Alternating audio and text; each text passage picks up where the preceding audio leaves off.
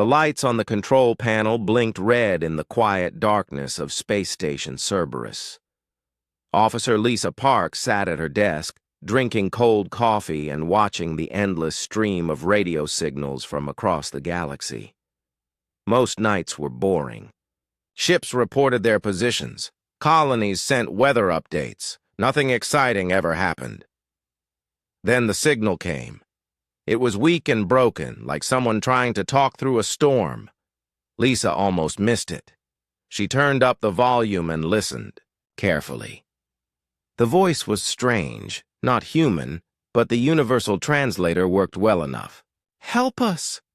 Please! They came from nowhere! Burning everything!" Lisa sat up straight. She had heard many distress calls before, but this one was different. The fear in the alien voice made her skin crawl. She quickly recorded the message and played it again. "Our children. They took our children. Ships that eat light. Please, someone help us." The signal cut to static. Lisa tried to find it again, but there was only silence. She looked at her computer screen. The signal came from the Kethvar system, home to the Volani people. Lisa knew about the Volani. They were peaceful farmers who grew amazing crops. They had been friends with humans for 20 years. Lisa's hands shook as she reached for the emergency phone. She called Commander Sarah Chen, who was sleeping in her quarters on the nearby military base. "Commander Chen here," came the tired voice. "Ma'am, we have a problem. I just got a distress call from the Volani." There was silence for a moment, then Chen's voice became sharp and awake. "Send me everything. I'll be there in 10 minutes. Commander." Chen arrived at the station faster than Lisa expected. She was a tall woman with short black hair and serious eyes. She had fought in 3 wars and never lost a battle.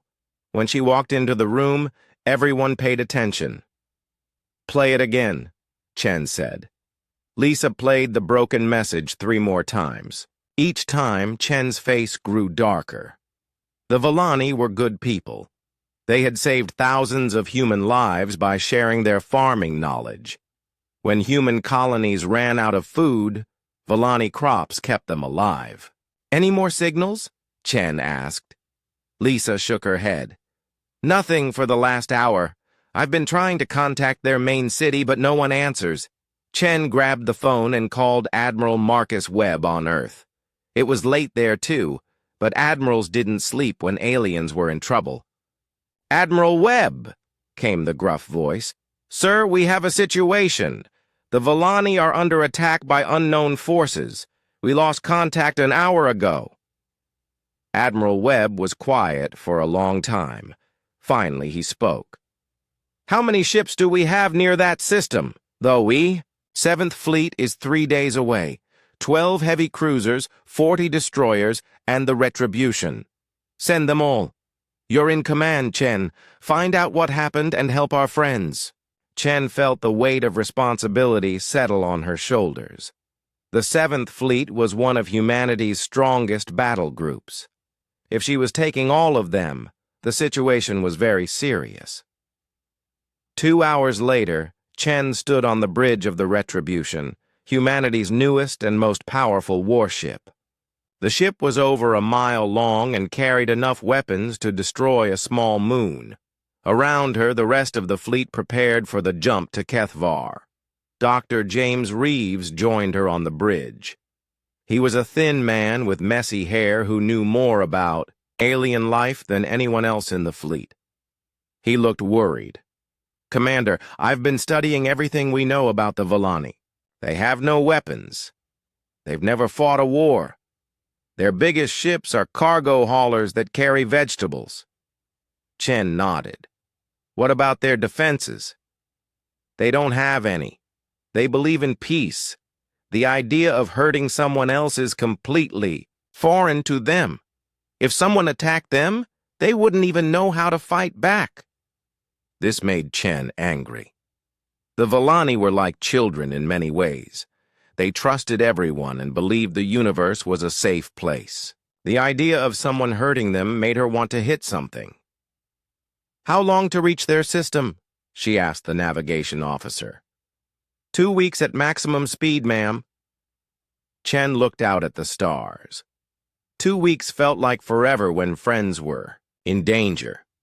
"Make it 12 days. Push the engines as hard as they'll go." As the fleet entered hyperspace, more broken messages arrived from Kethvar. Each one was worse than the last. Cities burning, people disappearing, ships that could not be seen until they attacked. The last message was the worst of all. It was children singing. The Volani had a tradition of singing lullabies during times of trouble.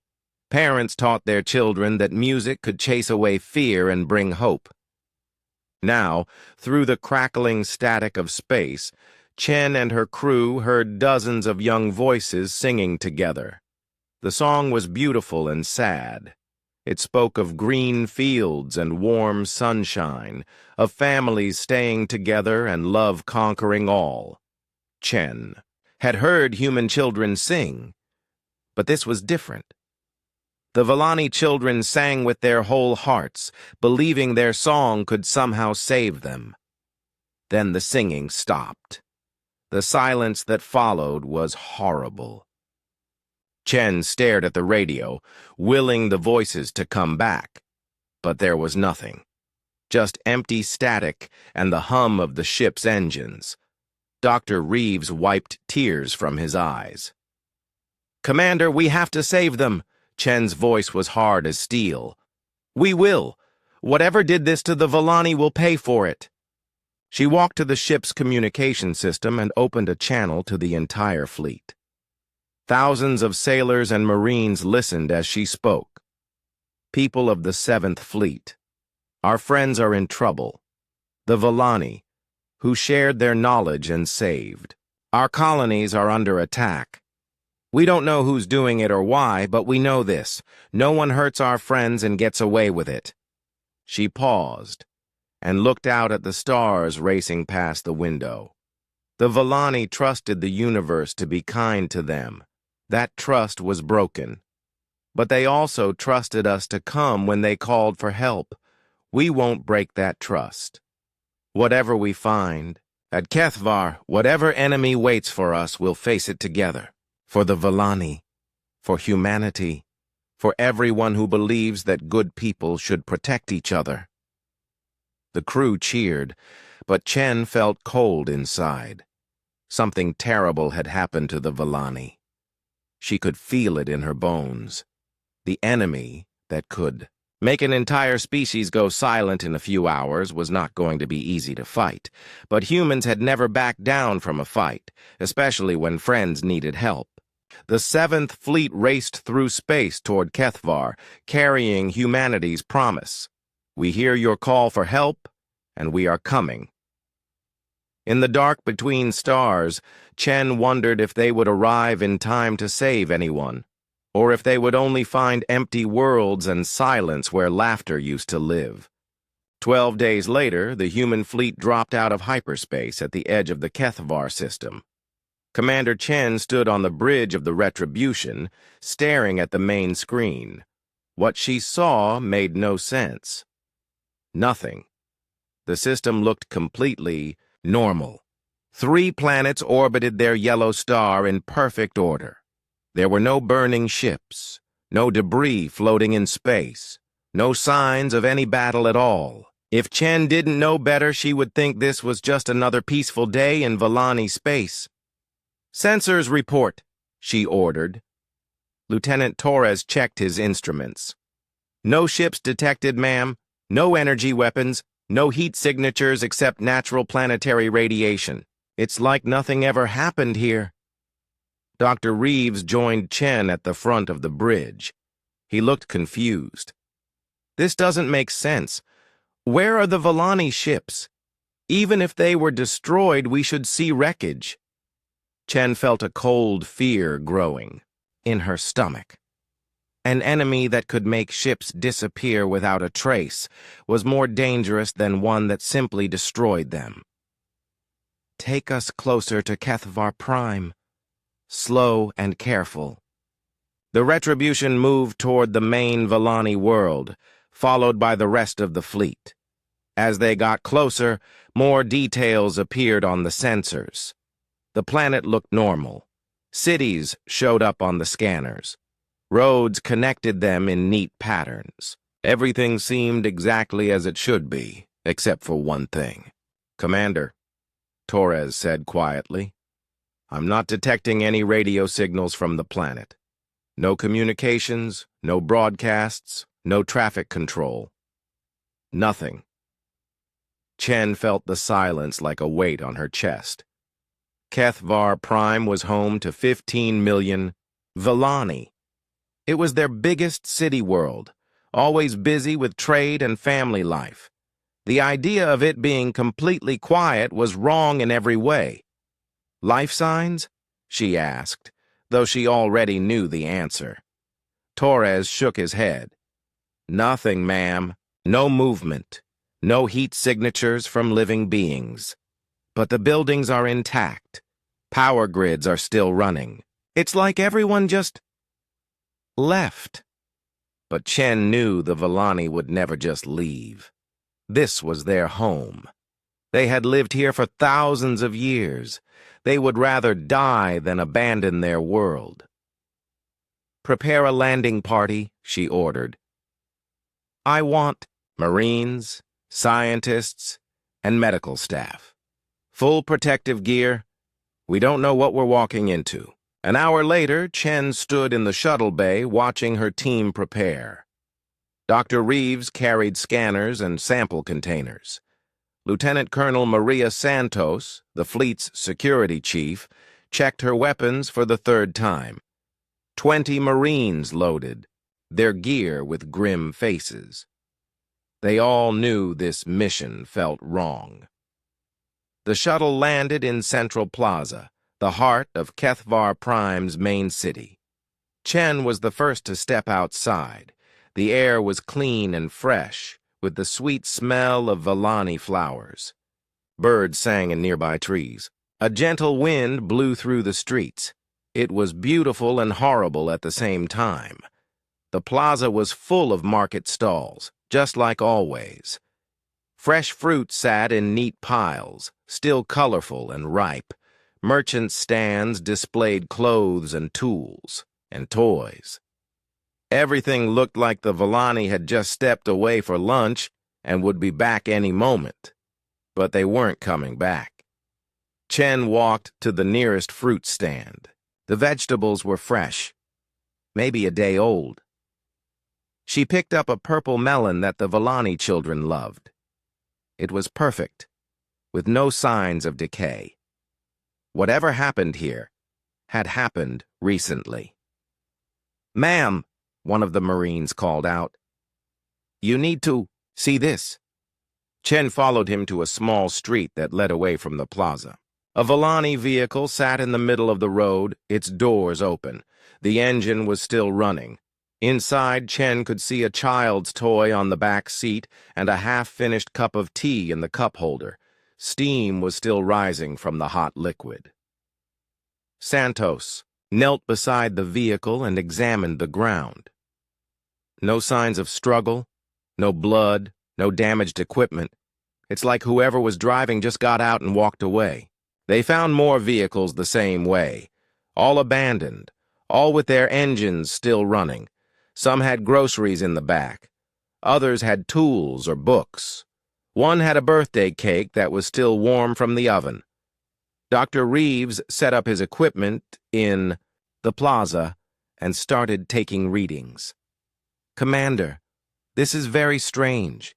The air is clean. No radiation, no chemical weapons, no biological toxins. Whatever happened here, it wasn't poison." Chen felt more confused with each new discovery. "How do you make 15 million people disappear without any signs of violence? The Volani were peaceful, but they weren't stupid. If something threatened them, they would at least try to run or hide." "Split into teams," she ordered. "Search the Residential areas, the government buildings, and the spaceport. Look for anything that might tell us what happened, and stay in radio contact. I don't want anyone disappearing like the Volani did. The teams spread out across the city. Chen went with Santos to explore the residential districts. They walked through neighborhoods full of small houses with neat gardens. Doors stood open, as if people had rushed outside to see something in the sky. In one house, they found a family's breakfast still on the table. The food was cold but fresh. Chairs were pushed back, like people had stood up quickly and never sat down again. A child's homework lay unfinished on a small desk by the window. Santos picked up a photograph from the kitchen counter. It showed a Volani family, 2 adults and 3 children, all smiling at the camera. They looked happy and safe, with no idea that danger was coming to their world. "Commander?" Dr. Reeves's voice came through the radio.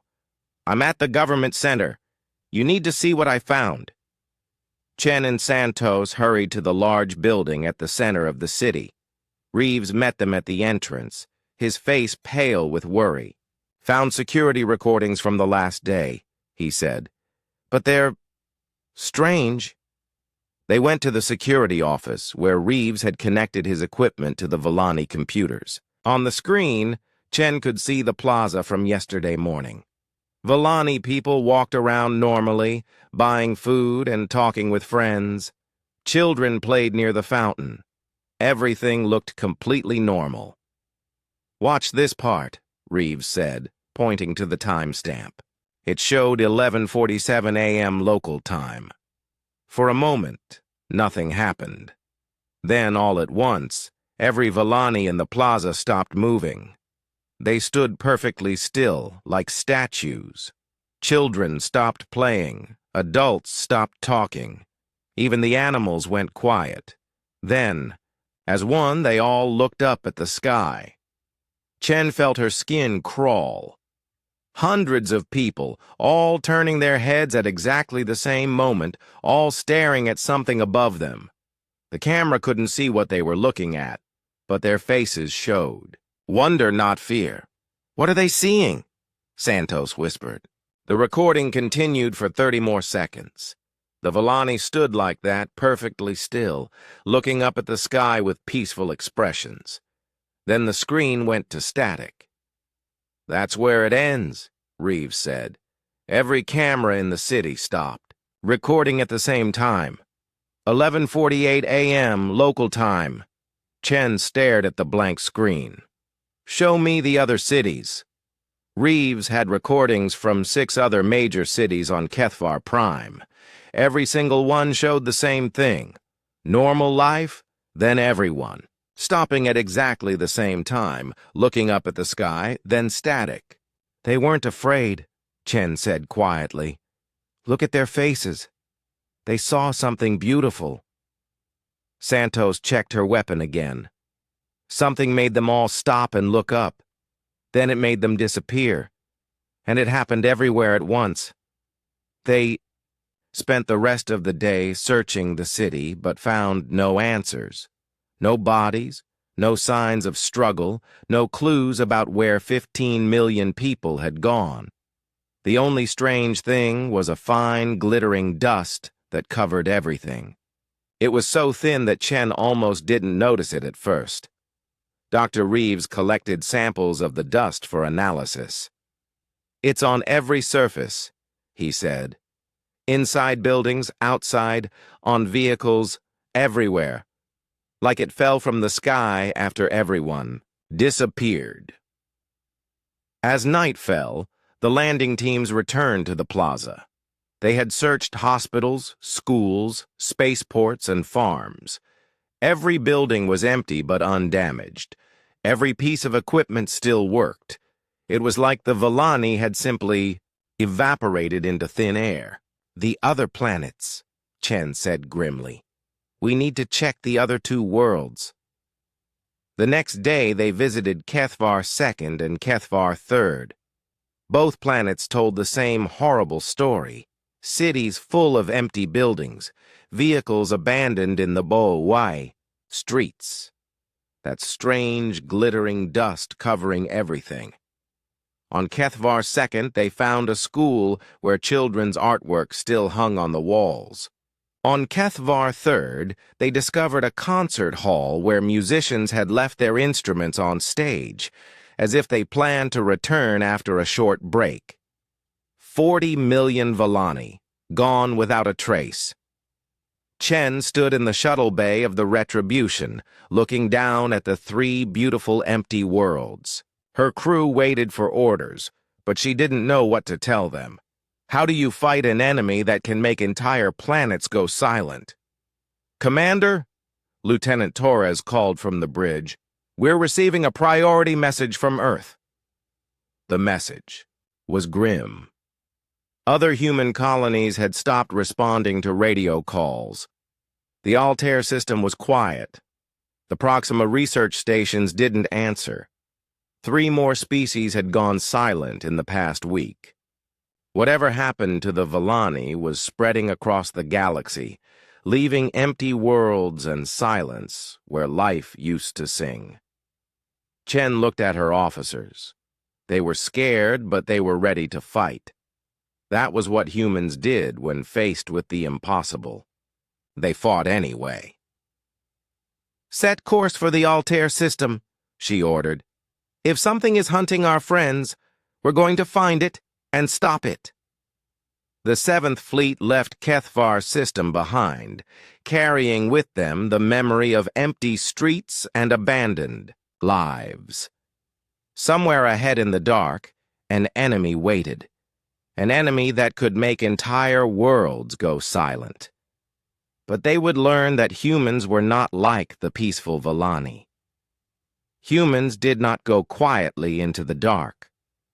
Dr. James Reeves worked through the night in his laboratory aboard the Retribution.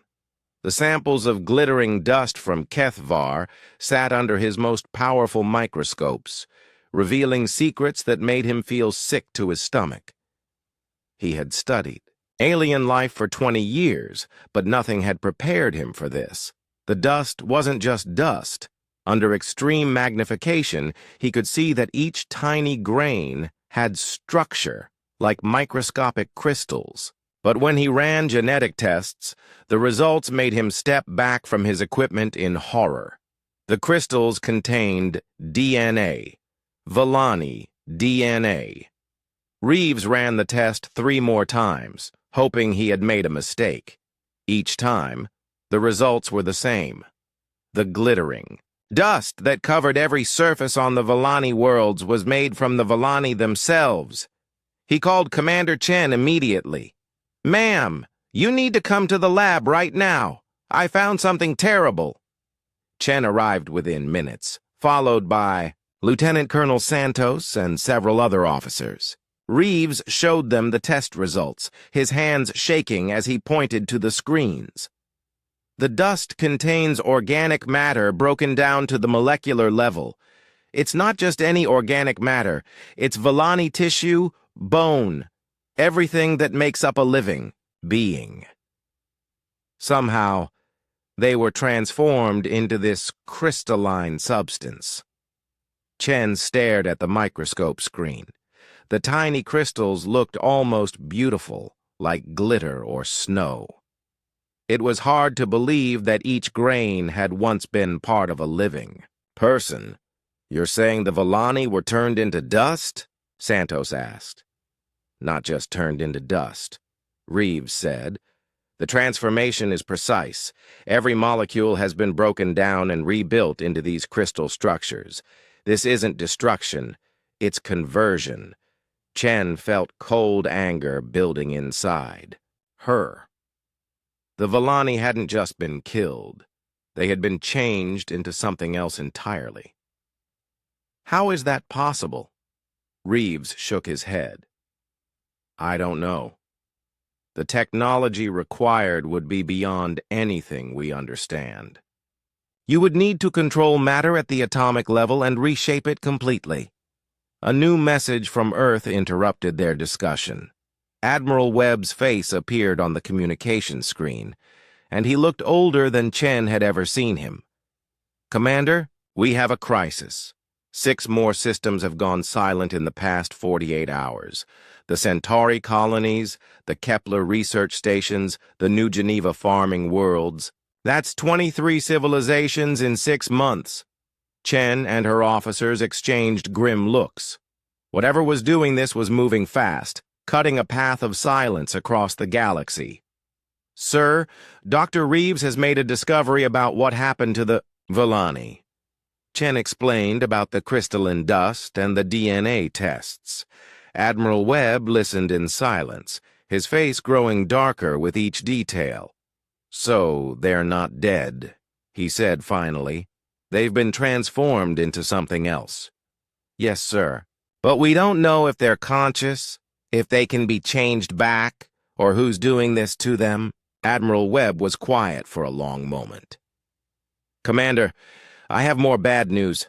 We sent 3 other fleets to investigate the silent systems. The 3rd fleet was investigating the Altair colonies. The 9th fleet went to Proxima. The 12th fleet was checking the Kepler worlds." Chen waited, knowing what was coming next. "None of them have reported back. 3 full fleets gone without a trace.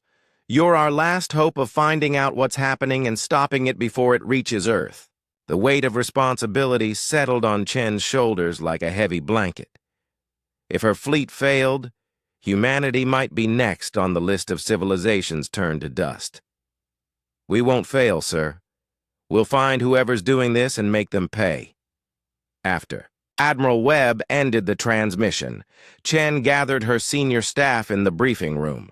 The faces around the table were serious but determined. These were people who had volunteered to defend humanity and its allies, no matter the cost. "Dr. Reeves, what else can you tell us about this conversion process?" Reeves pulled up his research on the main screen. "The crystalline structure is incredibly stable. It doesn't decay or change. But there's something else. The crystals seem to maintain some kind of organized pattern, almost like they're trying to communicate." "What do you mean?" Santos asked. "I've been watching the dust samples for hours. Sometimes the crystals move slightly and form geometric patterns. Then they go back to random arrangements. It's like they're trying to spell out a message but don't have enough energy to maintain it." Chen leaned forward. "Have you tried giving them energy?" "I was afraid to. If the dust is really made from living beings, I didn't want to hurt them.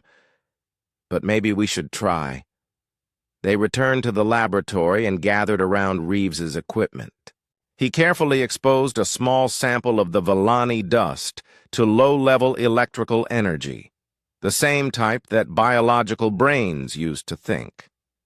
For a moment, nothing happened. Then the crystals began to move.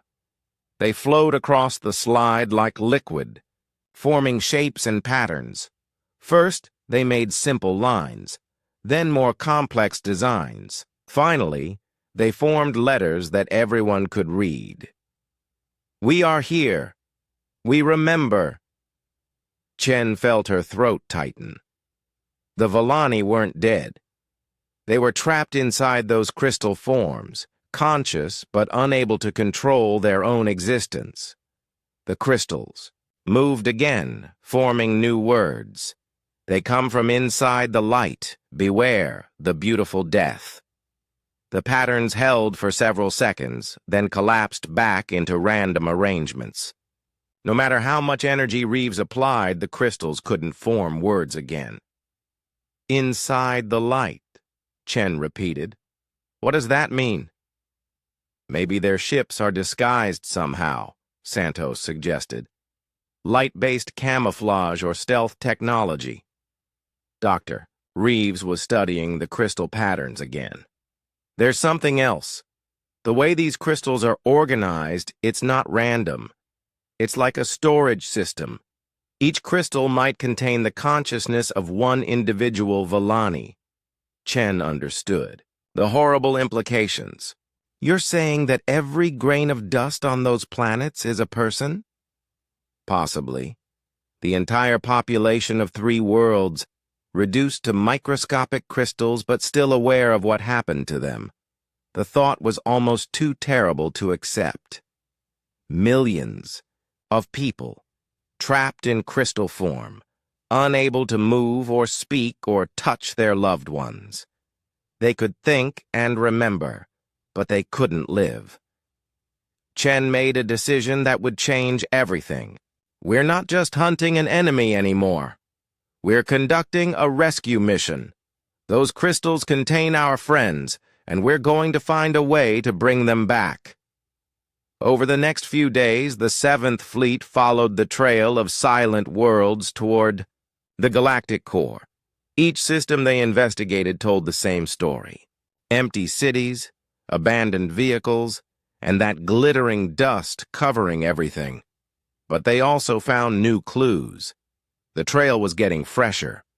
On the most recently attacked worlds, buildings still had power and computers were still running. The SIG. Attacks had happened only days ago. "We're getting closer," Chen told her crew. "Whatever's doing this is somewhere ahead of us."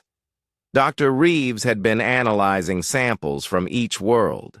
"Commander, I'm seeing patterns in how the attacks happened. They always start with the most populated areas. Cities go silent first, then rural areas. It's like they're harvesting the largest groups of people before moving on to smaller ones." "Harvesting," Chen repeated. The word felt right. This wasn't random destruction. It was systematic collection of living beings for some unknown purpose. On the 7th day after leaving Kethvar, their sensors detected something new. Energy readings from a system called Terminus near the edge of the galactic core. The readings were unlike anything they had seen before. "It's not normal stellar activity," Lieutenant Torres reported. "Something artificial is producing massive amounts of energy in that system." Chen stood on the bridge looking at the star map. Terminus was a small system with no inhabited planets. There was no reason for anything to be there unless it was connected to the attacks. "Plot a course for Terminus. Maximum speed." As the fleet approached the Terminus system, the energy readings grew stronger. Whatever was producing them was enormous, probably larger than any ship humanity had ever built. "Commander," Torres said, quietly, "I'm detecting debris fields ahead, lots of them." The main screen showed what was left of 3 human fleets. Pieces of ships floated in the darkness, twisted and broken. Chen recognized the hull markings of the 3rd, 9th, and 12th fleets. All 3 had found the enemy and lost. But they had also found something else. In the center of the system, orbiting a dying star, was a structure that defied understanding. It was massive, easily 50 miles across, and seemed to be made of the same crystalline material as the dust. It pulsed with internal light, beautiful and terrible at the same time. "My God," Dr. Reeves whispered. "It's magnificent." Ships moved around the structure, but they were like nothing in any human database. They seemed to bend light around themselves, making them hard to see until they chose to reveal themselves. There were dozens of them, each one larger than the Retribution. "Red alert," Chen ordered. "All hands to battle stations. We found our enemy." As alarms sounded throughout the fleet, Chen stared at the crystalline structure ahead.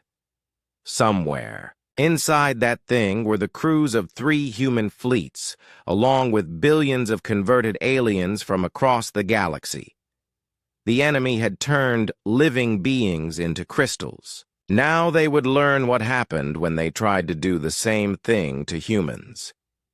The 7th Fleet moved toward the structure, weapons charging and shields at maximum power. The final battle was about to begin, and Chen was determined that this time the screams of the dying would not end in silence. The alien ships moved like living things through space, their hulls shifting and changing as they approached the human fleet. Commander Chen watched them on the main screen, counting at least 30 vessels, each one built from the same crystalline material as the massive structure they protected. "Weapons range in 30 seconds, Lieutenant Torres reported. Chen raised her hand. "Hold fire. Let's see what they want." The lead alien ship stopped just outside weapons range. For a moment, nothing happened. Then a beam of soft light connected. The two vessels and voices filled the bridge of the Retribution. But they weren't alien voices. "Hello, Commander Chen," said a familiar voice. It was Captain Rodriguez from the Third Fleet, but something was wrong with how he spoke. His words were too precise, too careful, like he was reading from a script. "Rodriguez? Is that you? What happened to your fleet?" "We have been." "Improved, Commander. We understand now. The old way of thinking was limited. Biological existence is temporary and wasteful. We have been given a better form." Chen felt cold fear in her stomach. "Where are you? Are you injured? Do you need medical help?" There was a pause. When Rodriguez spoke again, his voice sounded sad. "We are inside the great structure, Commander. Our bodies were transformed, but our minds remain. We can think and remember, but we cannot move or touch or feel. We exist as pure consciousness in crystal form." Dr. Reeves stepped forward. "Captain, are you in pain?" "Not pain, exactly, but we are not free. We cannot choose our own actions. The Kethmori control the crystals that contain us. They use our memories and knowledge to understand humanity better." "The Kethmori?" Chen asked. A new voice answered, ancient and strange. It spoke through the communication system, but the words came from somewhere much older and more powerful than Captain Rodriguez.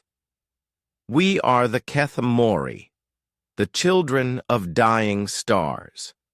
We have watched the galaxy for millions of years, preserving the beautiful moments before life fades into entropy." The main screen changed, showing images of the galaxy from long ago. Chen saw civilizations rising and falling, species growing wise and then disappearing into history. Through it all, the crystalline ships moved like guardians, watching and waiting. "We do not destroy life, Commander Chen. We preserve it. Biological existence is brief and painful. Bodies age, minds forget, and eventually all living things die. We offer something better, eternal consciousness in perfect crystalline form." Chen's anger flared. "You're talking about slavery. Those people can't move, can't choose, can't live their own lives." "They do not need to move. They have perfect memories of every moment they ever experienced. They can think about those memories forever, without the distraction of physical needs or the fear of death." "That's not living," Chen said firmly. "That's a prison." The Kethmori voice became colder. "You speak from ignorance, Commander. We have preserved millions of species over the eons. We are the galaxy's greatest library, holding the consciousness of every intelligent being we have encountered." Images flashed on the screen. Alien species Chen had never seen before, their cities and art and music frozen in crystal displays. Some of the civilizations looked incredibly advanced. Others were simple and peaceful, like the Vellani. "We offered them all the same choice we offer you now," the Kethmori continued. "Join us willingly, and the transformation will be gentle. Your consciousness will be preserved perfectly, with all your memories intact. Resist, and we will take you anyway, but the process will be more traumatic." Chen looked around the bridge at her crew. They were scared. but their faces showed determination.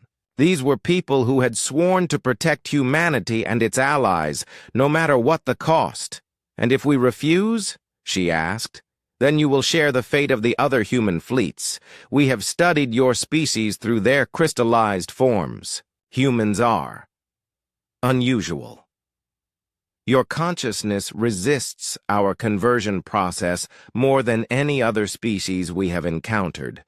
When we tried to transform your people, something unexpected happened."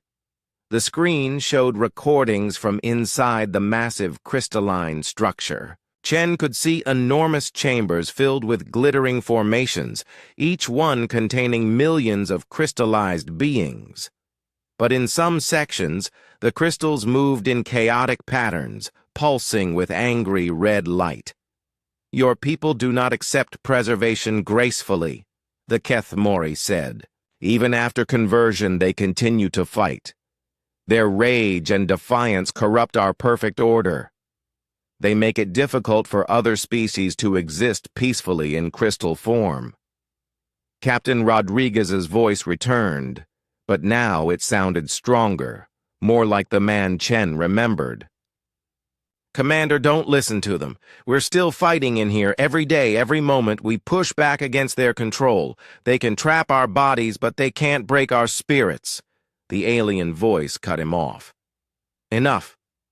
Commander Chen, you have 1 hour to decide. Surrender your fleet and accept transformation, or we will take you by force. Either way, you will join our collection." The communication link ended, leaving the bridge in tense silence. Chen turned to her officers. "Options?" Lieutenant Colonel Santos checked her tactical displays. "We're outnumbered 3-1, and their technology is beyond anything we've seen. In a straight fight, we'd last maybe 10 minutes. Dr. Reeves studied the sensor readings from the alien structure. "Commander, I'm detecting massive energy fluctuations from inside that thing. If what they're saying is true, and the crystallized humans are fighting back, it might be causing instability in their systems." Chen felt a spark of hope. "What kind of instability?" "The crystal matrix seems to be designed for passive consciousness. But human minds are active, aggressive. We don't just think, we act. If enough crystallized humans are resisting at the same time, it might overload their control systems. Could we use that somehow?" Reeves hesitated. "Maybe. If we could somehow amplify the resistance or add to it." Chen understood immediately. "You're talking about getting more humans into their system. Using ourselves as a weapon. It's incredibly dangerous, and it would mean accepting transformation, at least temporarily. There's no guarantee we could reverse the process." Santos stepped forward. "Commander, my Marines are ready for any mission. If there's a chance we can save the other fleets and stop these things, we should take it." Chen looked out at the stars, thinking about the Villani children who had sung lullabies as their world ended. She thought about Captain Rodriguez and thousands of other humans trapped in crystal form, still fighting even though they couldn't move their own bodies. "There's another problem," she said. "The Keth Mori said they've been doing this for millions of years. How many crystallized beings are in that structure?" Dr. Reeves checked his calculations. "Based on the size and energy readings, probably billions, maybe trillions. Every intelligent species they've ever encountered."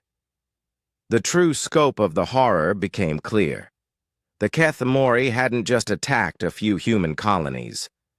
They were conducting genocide on a galactic scale, turning entire civilizations into living museums. "Commander," Torres called out, "we're getting a private communication from inside the alien structure. It's faint, but I think it's coming from our people." The voice that came through was barely a whisper, but Chen recognized it as Captain Williams. "From the 9th Fleet. Chen, can you hear me? We're organized down here, thousands of crystallized humans working together. The aliens think they control us, but we've learned to resist their programming. If you can get close enough to the core, we might be able to help you from the inside. Williams, what do you need us to do? The structure has a central control. Nexus. If someone could reach it and overload the power systems, it might destabilize the entire matrix. But you'd have to get inside first. You'd have to let them transform you.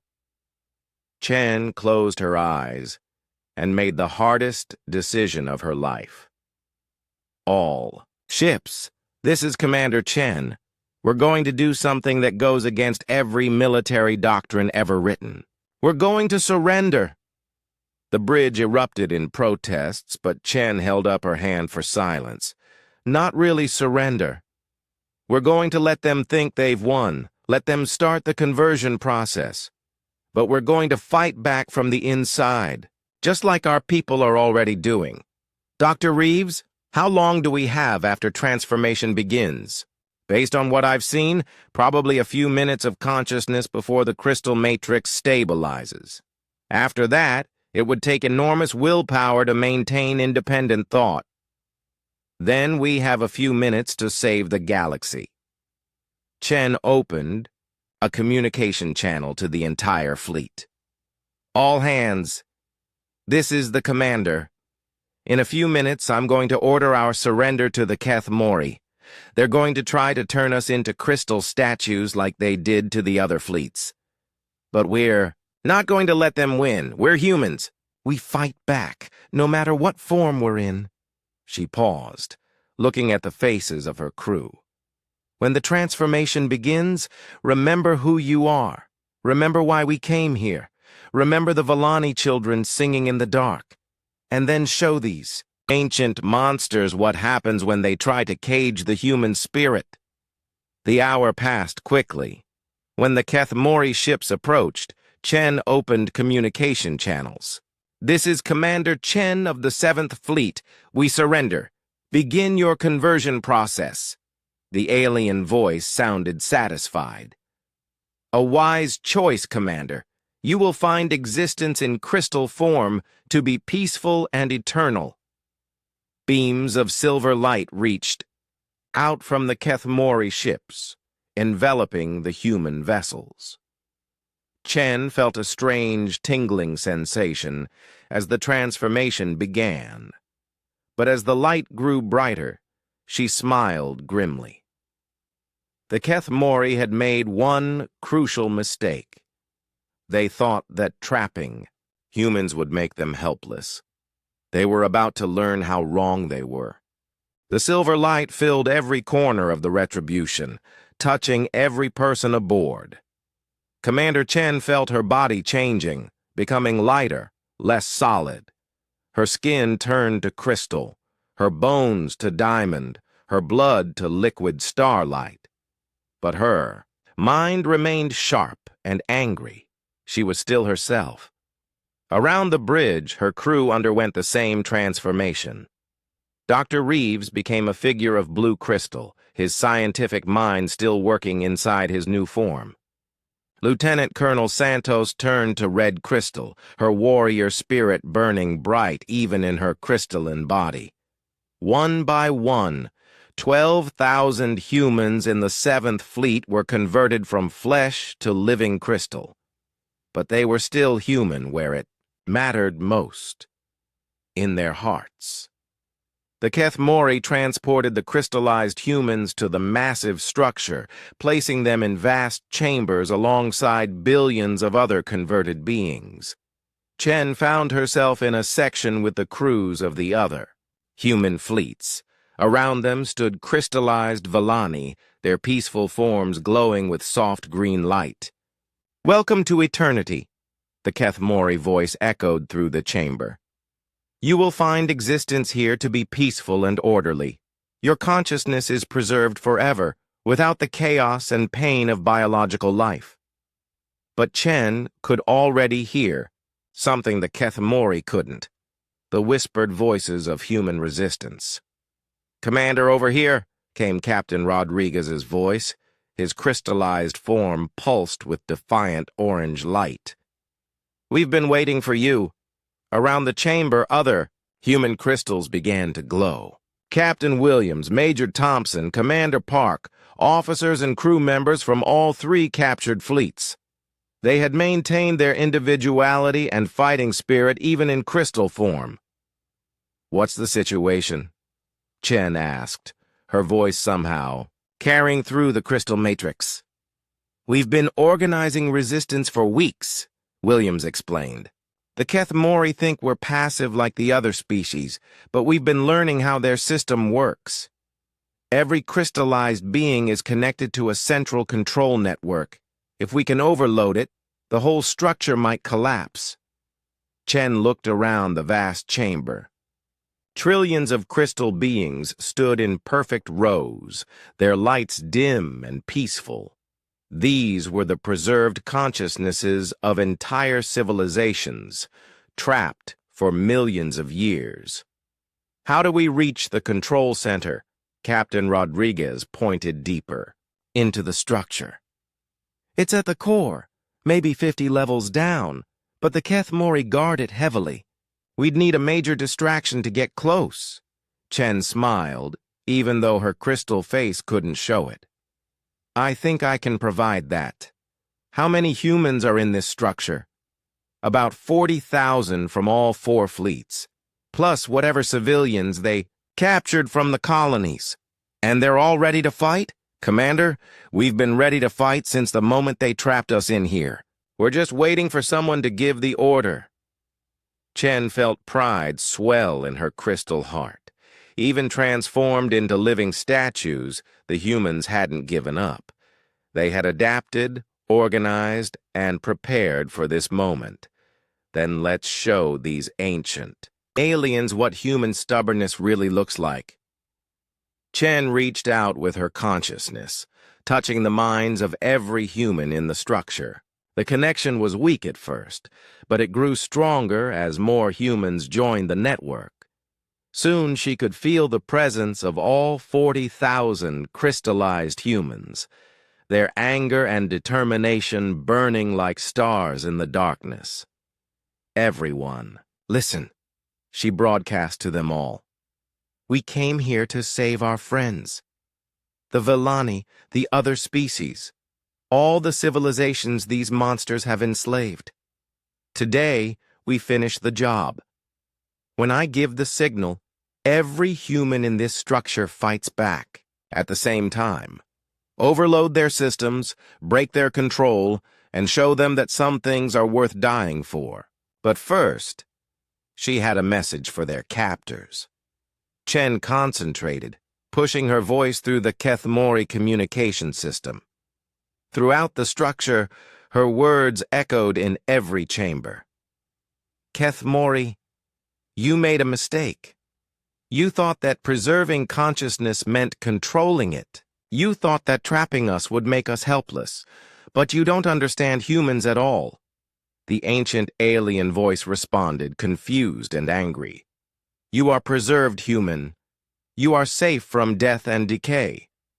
Why do you resist perfection?" "Because perfection without choice isn't perfection," Chen replied. "It's just a very pretty prison.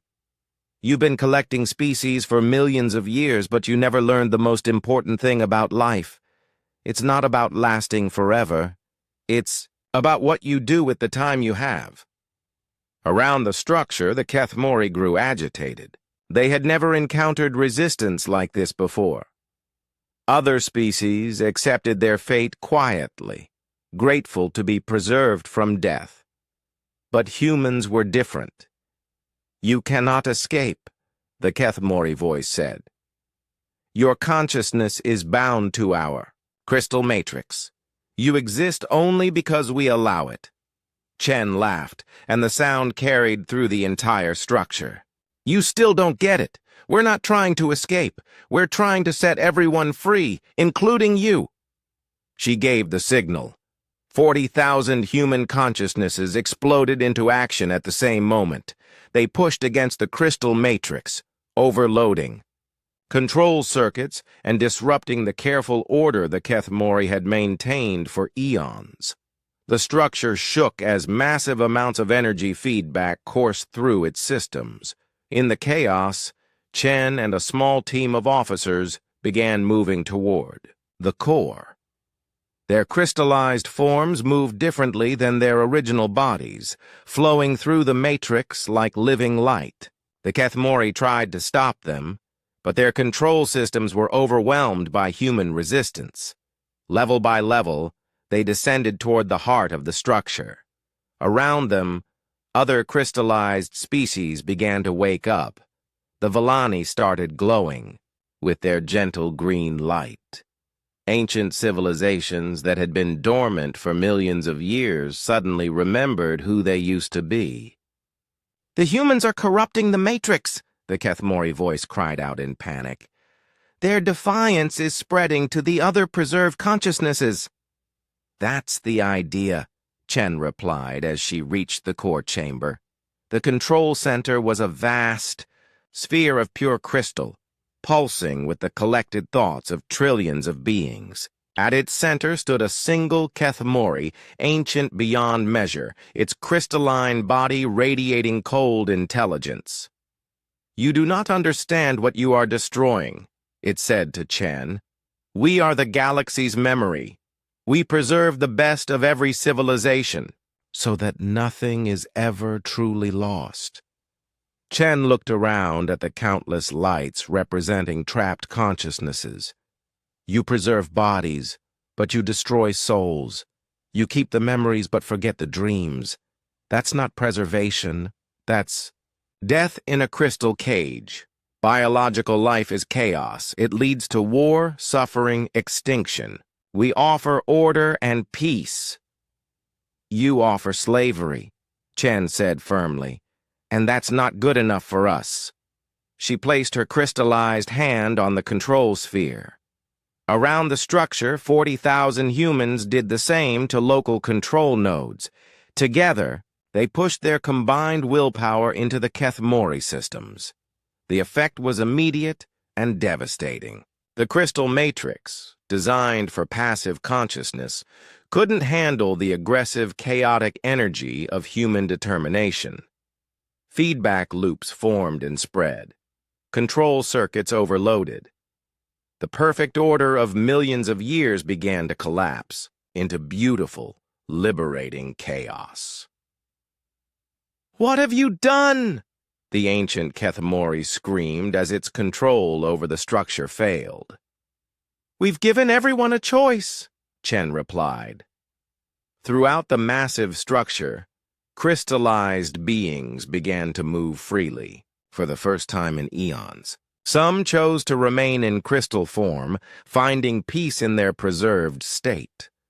Others, led by the humans and Villani, chose something different. The transformation began slowly, then accelerated. Crystal forms flowed and changed, some returning to biological life, others choosing new forms entirely. The rigid structure of the Kethmori construct became a place of change and choice, where consciousness could take whatever form it desired. Chen felt her own crystalline body beginning to shift. She could choose to return to human form, or remain as living crystal, or become something entirely new. The choice was hers, and that made all the difference. As the structure continued to transform, she opened a communication channel to the surviving Kethmori. Many of them were panicking as their perfect order collapsed, but others seemed curious about this new chaos. "You can join us," she offered. "Not as masters, but as equals. Help us build something better than preservation or destruction. Help us build freedom." Some of the ancient beings accepted, others fled into deep space, unable to accept a galaxy where consciousness couldn't be controlled. But enough remained to help, and that was what mattered. In the weeks that followed, the transformed structure became a beacon of hope. Species that had been preserved for millions of years woke up and chose their own destinies. Some returned to biological life. Others explored new forms of existence.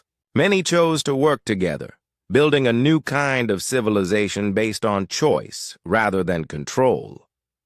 The Villani children who had been crystallized were among the first to choose biological life again.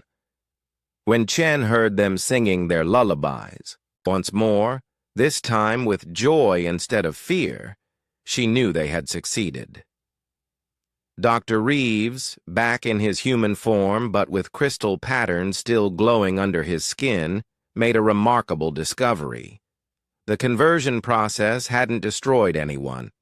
Every consciousness the Kethmori had ever preserved was still there, waiting for the choice to wake up. "Commander," he said, his voice filled with wonder, "we didn't just save the recent victims, we saved everyone, every species the Kethmori ever encountered. They're all here, all alive, all free to choose what they want to become." Chen stood on the observation deck of the rebuilt structure, looking out at the stars. Human ships worked alongside vessels from dozens of species, some returning to their old homes, others exploring new frontiers. The galaxy was suddenly much less lonely. Admiral Webb's transmission from Earth arrived 3 months later, his voice filled with pride and amazement. "Commander Chen, the galaxy is calling you a hero. Every species we've contacted wants to thank humanity for freeing their people. How does it feel to have saved not just civilizations, but entire evolutionary lines that were thought lost forever?" Chen thought about the question carefully. Around her, beings of crystal and flesh and energy worked together, building something new. The Villani had established new colonies. Ancient species were returning to life. Even some of the Kethmori had learned to appreciate choice over control. "It feels like we did what humans do best, sir. We refused to give up. We refused to accept that things couldn't change, and when someone told us that freedom was impossible, we proved them wrong." She paused, watching a group of young Villani teach ancient crystalline beings how to play their simple games. The Kethmori thought they were preserving the galaxy by stopping change, but they forgot that life isn't about staying the same forever. It's about growing, choosing, becoming something new every day. That's what makes us alive, whether we're made of flesh or crystal or starlight. Admiral Webb smiled. "Any regrets, Commander?" Chen looked at her hands, where faint crystal patterns still glowed beneath her human skin. The transformation had changed all of them in small ways, making them something new while keeping them human where it mattered. "Only one, sir. I regret that it took us so long to answer the call for help, but we got there in the end. And I think that's what friendship really means. Not being perfect, but never giving up on each other." In the depths of space, where the massive Kethmori structure had once enforced silence and order, now rang the sounds of life choosing its own path. Laughter, music, conversation, and even arguments filled the corridors as beings long thought, lost, rediscovered what it meant to be free. The silence was broken. The screams had become songs. And throughout the galaxy, new civilizations were learning an important lesson about humanity. When someone calls for help, humans answer. No matter how impossible the odds, no matter how powerful the enemy, no matter how far they have to travel through the dark, they always answer the call.